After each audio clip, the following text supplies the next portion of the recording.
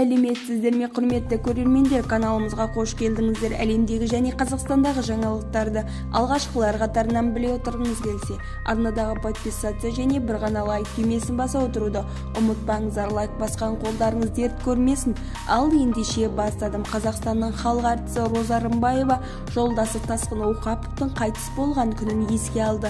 Роза Рымбаева өмірдегі аса ауыр кезең жайлы Динара Сәтжанға берген сұхбатында айтты. Өнер иесі екінші перзентіне аяғы ауыр кезде жесір қалған. Оның сөзінше күйеуі ұйықтап жатқан кезде инфаркт алып қайтыс болған. Әлиді 33 жасында босандым. 9 жылдан кейін мәди өмірге келді. Жүктілігімнің 6 айында күйеуім өмірден өтті. Жолдасым ұйықтап жатқанда қайтыс болды. Мен оянған кезде денесі суық болып жатты. Бұл мен үшін күтпеген жағдай болды. Бірақ оның денсаулығы сыр беріп жүрген. Бірнеше рет микроинсульт алған. Оған аса мән бермеді, дәрігерлерге де қаралмады. Нәтижесінде соңы инфарктпен аяқталды. Түнде ұйықтап жатқан кезде инфаркт алды. Бұл күнді сөзбен айтып жеткізу мүмкін емес. Мен үшін бұл орны толмас қаза. Оның үстіне ол кезде аяғым ауыр еді. Бірнеше рет түсік қаупімен ауруханаға жатып шықтым.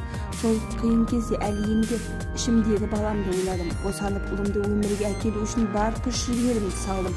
Сол күннен бері мен өнер үшін емес, 2 балам үшін өмір сүріп келемін, деді Роза Рымбаева. Бізді тамашалауда жалғастырыңыздар. Сау саламатта болыңыздар.